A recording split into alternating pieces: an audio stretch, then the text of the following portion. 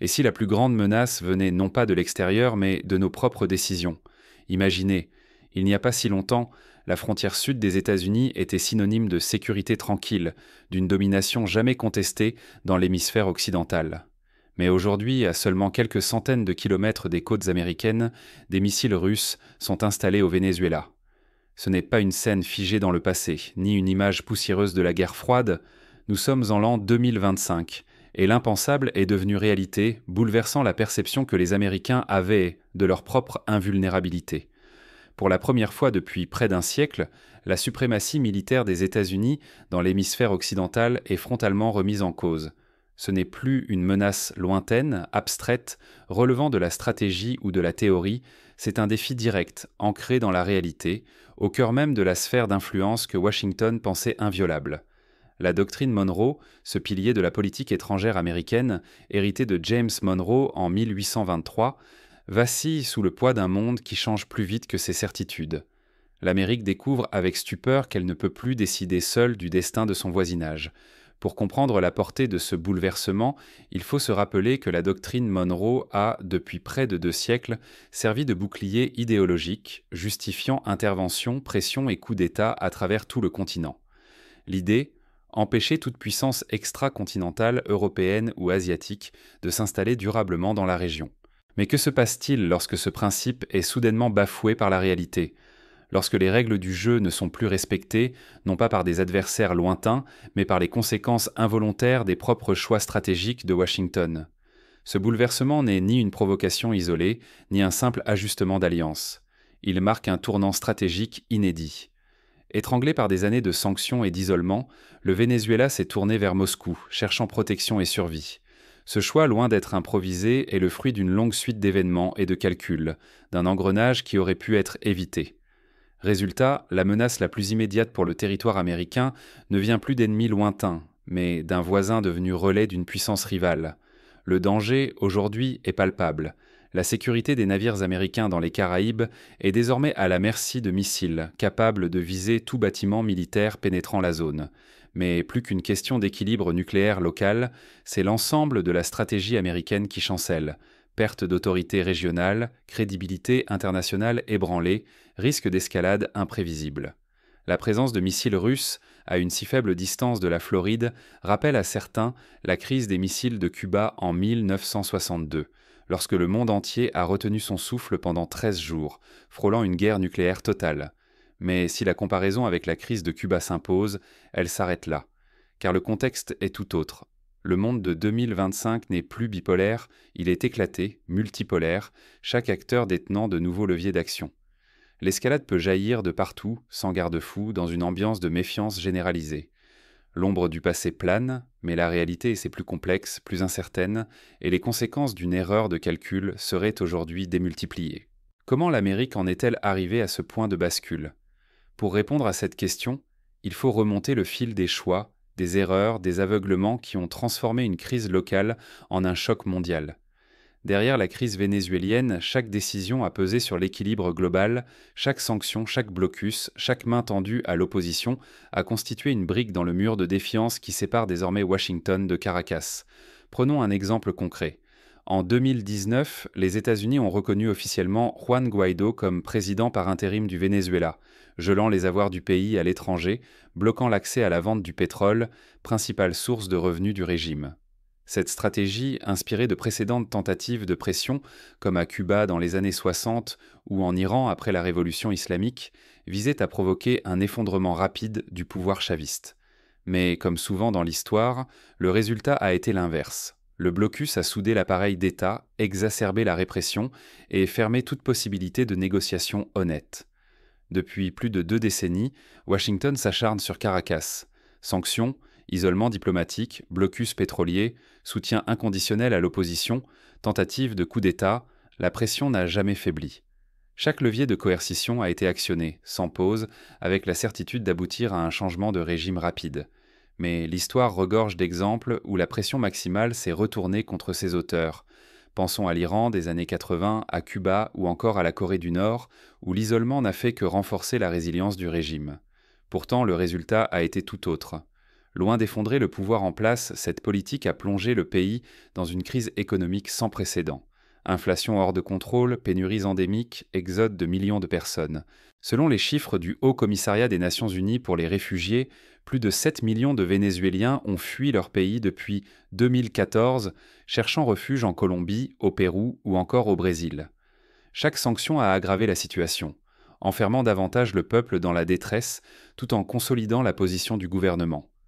Pris en étau entre autoritarisme interne et étranglement externe, les Vénézuéliens ont payé un prix inouï. Mais le régime n'est pas tombé. Au contraire, il s'est tourné vers de nouveaux alliés. La Russie en particulier a offert une bouée de sauvetage, transformant le Venezuela en point d'ancrage pour sa propre stratégie. En 2020, Moscou a envoyé de l'aide humanitaire, signé des accords énergétiques et surtout renforcé sa coopération militaire avec Caracas, envoyant des conseillers puis des équipements sophistiqués. L'unilatéralisme américain, cette conviction de pouvoir dicter seul l'avenir du continent, a fermé la porte à toute négociation sérieuse. L'obsession du changement de régime a miné la légitimité et la capacité d'influence des États-Unis dans l'ensemble de l'hémisphère. Plusieurs gouvernements latino-américains, initialement critiques à l'égard de Caracas, se sont peu à peu distancés de Washington, craignant d'être à leur tour ciblés par des mesures de rétorsion similaires. Pire encore, chaque mesure de rétorsion a produit un effet boomerang. L'isolement imposé a précipité Caracas dans les bras de Moscou, offrant à la Russie une opportunité inédite: installer des systèmes de missiles à quelques milliers de kilomètres de Washington. Cette situation rappelle la stratégie du containment, appliquée autrefois par les Américains contre l'Union soviétique, mais inversée. Désormais, c'est Moscou qui encercle Washington, exploitant ses propres faiblesses. Les années perdues, la crédibilité écornée, la souffrance humaine décuplée, la facture est colossale. En refusant d'adapter leur approche, les États-Unis voient dans leur stratégie se retourner contre eux. Ce qui devait contenir une menace l'a démultipliée et le jeu s'est déplacé sur une toute autre échelle. La leçon est implacable. La coercition aveugle transforme parfois une difficulté locale en crise géopolitique majeure. Mais ce nouveau face-à-face militaire marque-t-il un véritable tournant stratégique? Jusqu'où la présence russe au Venezuela peut-elle bouleverser l'équilibre régional? Pour saisir l'ampleur de la menace, il faut examiner la nature des armes déployées, la logique des alliances et les réactions en chaîne qu'elles peuvent provoquer. L'arrivée de systèmes de missiles russes ne menace pas seulement la sécurité régionale, elle oblige Washington à repenser d'urgence sa posture. Comment la Maison-Blanche va-t-elle réagir face à ce défi inédit sur son propre continent? Va-t-elle suivre la voie de la confrontation comme en Irak en 2003 ou de la négociation comme avec Cuba en 2015? Les options sont limitées, le temps presse. La Russie n'a pas débarqué au Venezuela en conquérante, mais en alliée invitée. Caracas n'a pas cédé sous la menace. C'est l'usure des sanctions, l'asphyxie diplomatique qui ont poussé le régime à ouvrir la porte à Moscou, misant sur une protection extérieure comme ultime planche de salut. Ce schéma rappelle celui de la Syrie, où Bachar al-Assad s'est tourné vers la Russie et l'Iran pour survivre à une pression internationale insoutenable. Les premiers systèmes de missiles russes, issus des arsenaux les plus récents, foulent bientôt le sol vénézuélien. Parmi eux, des armes hypersoniques capables de frapper à une vitesse inouïe et de menacer pour la première fois les porte-avions américains dans les Caraïbes. Cette technologie, naguère cantonnée à l'Eurasie, s'installe désormais à moins de 200 km de la Floride, bouleversant l'équilibre régional. Concrètement, cela signifie que chaque navire de la marine américaine croisant près des eaux vénézuéliennes peut être pris pour cible en quelques minutes. Les systèmes S-400 et Zircon, vantés par Moscou, pour leur capacité à échapper aux radars et à neutraliser les défenses antimissiles, changent la donne. Ils rendent obsolète la doctrine de projection de puissance sur laquelle reposait la sécurité américaine. Les forces navales américaines, longtemps maîtresses incontestées des eaux caribéennes, doivent désormais naviguer sous l'œil précis des radars et la portée létale des missiles russes. Chaque patrouille, chaque manœuvre devient un pari risqué. Le sentiment d'invulnérabilité s'est évanoui. Les commandants de la 4e flotte rédigent de nouveaux protocoles de sécurité, multiplient les exercices d'évacuation et réévaluent chaque itinéraire. Pour la première fois, depuis des générations, les navires américains évoluent sous une menace directe sur ce qu'ils considéraient comme leur arrière-cour maritime. Le 4e flotte, symbole de l'hégémonie américaine, doit réécrire ses règles d'engagement et multiplier les précautions à chaque sortie. L'histoire ne manque pas d'exemples où une erreur d'appréciation a dégénéré en conflit. Pensons à l'incident du golfe du Tonkin en 1964, qui a précipité l'engagement américain au Vietnam. Mais le Venezuela n'est que la première pièce d'un puzzle plus vaste. D'autres puissances mondiales s'invitent à la table. La Chine consolide méthodiquement son empreinte économique et diplomatique en Amérique latine, investissant dans les infrastructures, les mines, la technologie.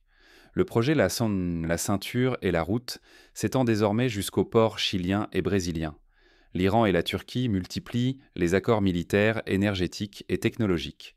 L'ancien monopole américain sur l'hémisphère occidental est attaqué sur tous les fronts. Le Mexique, longtemps partenaire privilégié de Washington, a signé en 2024 des accords de coopération énergétique avec Pékin et Moscou.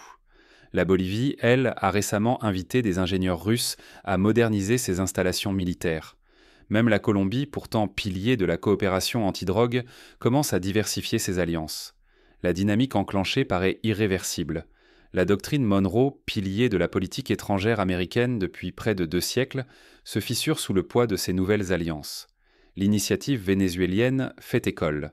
D'autres gouvernements observent, voient un précédent et entrevoient pour la première fois l'opportunité réelle d'échapper à l'étau de Washington pour explorer leur propre autonomie stratégique. Le sentiment d'émancipation se diffuse.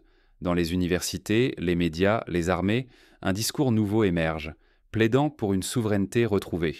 Le risque n'est plus seulement militaire, c'est l'effet domino. Chaque regain de souveraineté régionale fragilise la crédibilité des garanties américaines, amplifie les risques de malentendus, de provocations ou d'escalades incontrôlées. Un incident, même mineur, pourrait devenir l'étincelle d'un conflit majeur, impliquant la sécurité de millions de personnes. L'histoire de Sarajevo, en 1914, nous rappelle comment une simple erreur de calcul peut précipiter le monde dans l'abîme. Dans ce nouvel échiquier multipolaire, la moindre erreur d'interprétation ou de réaction côté américain peut coûter cher, bien au-delà de sa sphère d'influence immédiate. Un incident naval, un tir accidentel, une provocation mal comprise pourrait en déclencher une escalade incontrôlable, dont nul ne peut prédire l'issue. Mais derrière cet affrontement de missiles et de doctrines se cache une réalité plus profonde. La crise vénézuélienne est aussi le portrait d'un Occident pris à son propre piège. Jusqu'où les États-Unis sont-ils prêts à aller pour préserver leur prééminence? Sauront-ils reconnaître leurs erreurs ou choisiront-ils l'aveuglement? Nous sommes au seuil d'un choix décisif. Persister dans l'entêtement ou accepter l'adaptation? L'arrivée de systèmes de missiles russes au Venezuela ne relève pas seulement d'une démonstration militaire, elle signale un bouleversement profond dans l'architecture de la sécurité régionale et mondiale. Sous nos yeux, les règles du jeu se réécrivent, portées par l'irruption d'acteurs inattendus et la fragilisation des anciens équilibres. La présence russe en Amérique latine n'est plus une simple tactique. Elle fonctionne désormais comme une monnaie d'échange dans les négociations globales, qu'il s'agisse de l'Ukraine ou de la sécurité européenne. Chaque base, chaque déploiement s'inscrit dans un gigantesque marché où tout se négocie, où chaque crise locale peut devenir une pièce maîtresse du jeu mondial. En 2025, la Russie parle d'égal à égal avec Washington, Moscou, Pékin et même New Delhi. Ce face-à-face évoque inévitablement la crise des missiles de Cuba, mais la comparaison s'arrête là. En 2025, le monde n'est plus bipolaire, il est devenu multipolaire, éclaté, et chaque acteur détient de nouveaux leviers de pression. Cette fragmentation accroît les risques. L'escalade peut désormais surgir à tout moment, sans garde-fou efficace, dans une ambiance de méfiance généralisée.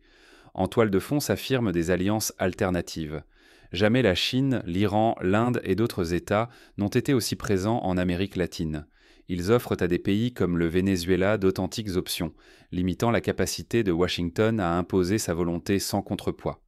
Cette diversification des alliances rappelle l'Europe du XIXe siècle, où l'équilibre des puissances empêchait toute domination unique. Face à cette multiplication des partenaires, la marge de manœuvre américaine se rétrécit. La sécurité des États-Unis devient plus fragmentée et vulnérable. Chaque provocation, chaque crise supplémentaire élève la probabilité d'une erreur fatale, susceptible de déclencher une spirale incontrôlable, avec des conséquences qui dépasseraient trop largement la région. Cette dynamique n'est pas figée. Le Venezuela n'est peut-être que le premier domino. La Bolivie, le Nicaragua, voire le Mexique pourraient bientôt s'engager sur la même voie, portés par des mouvements politiques avides de pluralisme géopolitique. Si cette tendance se confirme, c'est tout l'ordre stratégique du continent qui vacillera, faisant de la doctrine Monroe un vestige dépassé. Ce qui se joue ici va bien au-delà de la rivalité entre grandes puissances. Les États-Unis risquent de perdre plus que leur influence, leur capacité à imposer la paix, leur prestige, leur pouvoir d'entraînement mondial sont en péril. Pourtant, cette crise ouvre aussi une opportunité unique, celle de bâtir un nouvel ordre fondé sur la coopération et l'acceptation d'un monde pluriel. L'avenir dépendra de la faculté américaine à reconnaître ce pluralisme et à modifier ses réflexes stratégiques. Refuser de s'adapter, c'est s'exposer à l'isolement et au risque d'un engrenage fatal. Accepter l'évolution, c'est ouvrir la voie à un équilibre plus stable, partagé et durable. Cela impose de repenser la diplomatie, de relancer les forums régionaux, comme l'Organisation des États américains, et d'impliquer tous les acteurs dans la construction d'un nouveau pacte de sécurité. Mais l'équilibre reste précaire. Chaque décision prise à Washington ou à Caracas peut faire basculer le continent. À l'horizon, une question obsédante demeure. Qui saura anticiper la prochaine rupture ? Les erreurs du passé, intervention au Chili en 1973, invasion de la Grenade en 1983, crise du Panama en 1989, montrent que la tentation du recours à la force reste forte. La solution ne réside ni dans la fuite en avant, ni dans le repli sur soi. Elle repose sur un retour lucide au réalisme à l'heure où chaque choix pèse plus lourd que jamais. Il faut tirer les leçons de la diplomatie intelligente déployée avec l'Iran lors des négociations sur le nucléaire en 2015, où la patience, l'écoute et les concessions réciproques ont permis d'éviter l'escalade. Face à ce bouleversement stratégique, il devient urgent d'affronter la réalité telle qu'elle est. S'obstiner dans des stratégies d'affrontement total et de sanctions généralisées alimente la méfiance. Cela pousse des nations entières à chercher refuge et alliance auprès de puissances concurrentes. L'exemple de la Turquie, membre de l'OTAN mais achetant des missiles S-400 à la Russie, montre que même les alliés traditionnels peuvent prendre leur distance. Reconnaître l'échec de la coercition, c'est ouvrir la voie à la seule alternative crédible, la diplomatie sans préalable et l'écoute active. Il faut accepter le droit fondamental de chaque État à choisir ses alliances. Vouloir imposer une trajectoire unique, c'est ignorer la complexité d'un monde désormais multipolaire. L'Amérique latine du XXIe siècle n'est plus la chasse gardée d'un seul empire. Seul un dialogue honnête, sans condition, permet d'éviter la spirale du bloc contre bloc. Cette logique-là transforme le désaccord en crise existentielle, où chacun risque d'y perdre sa sécurité. C'est en dialoguant avec ses adversaires, en recherchant des compromis sur la base du respect mutuel, que l'on peut désamorcer les tensions.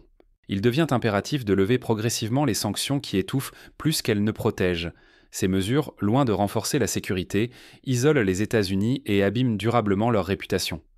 Retrouver le chemin du pragmatisme, c'est ouvrir la porte à une coopération mutuellement bénéfique, réduisant les risques d'escalade permanente.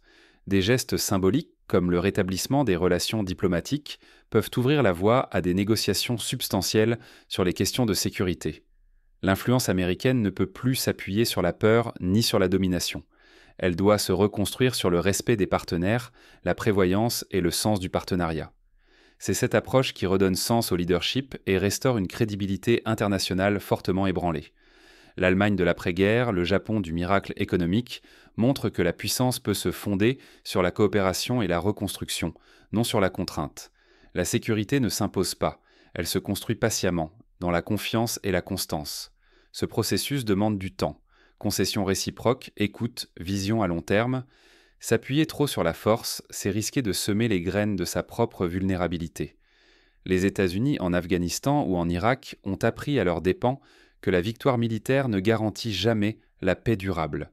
Aujourd'hui, c'est l'avenir de la réputation et de la sécurité des États-Unis qui se joue, mais aussi celui de la stabilité de toute la région américaine. Bien plus qu'une question de prestige, il s'agit d'éviter la prochaine crise majeure et de dessiner une ère nouvelle d'équilibre durable.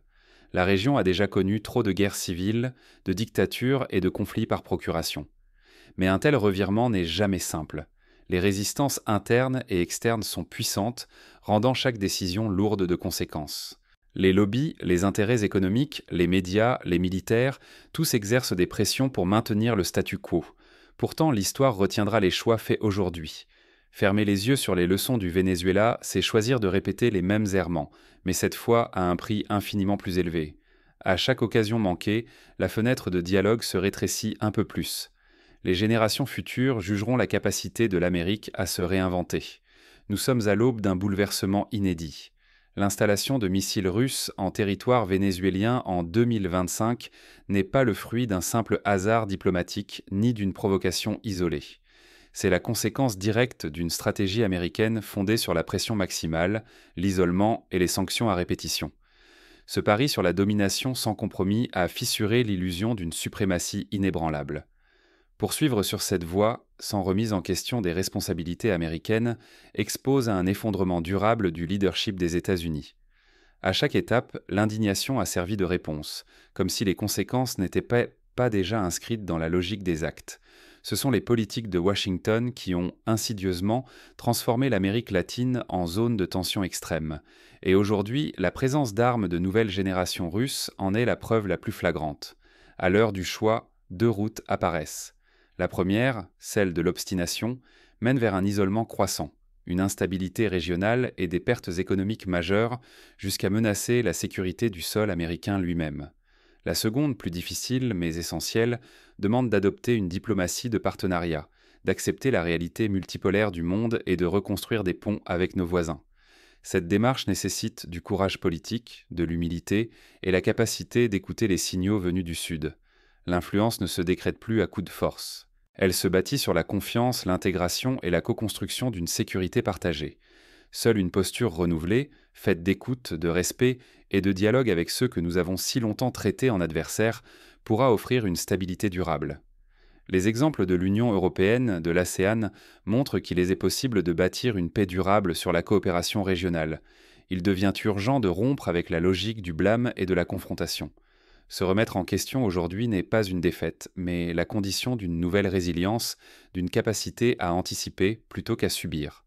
L'histoire récente agit comme un miroir. À nous de décider si nous voulons en tirer un avertissement ou nous précipiter aveuglément vers des périls toujours plus incontrôlables. Le temps de la réaction est révolu. Ce qui compte désormais, c'est la lucidité. Notre sécurité future dépend du degré de responsabilité que nous saurons assumer dès maintenant. Refuser de le voir, c'est risquer bien plus que la perte d'influence. C'est mettre en péril la stabilité du continent tout entier. La page reste à écrire. Reste à savoir qui osera, le premier, tourner la page de l'arrogance pour ouvrir celle de la sagesse.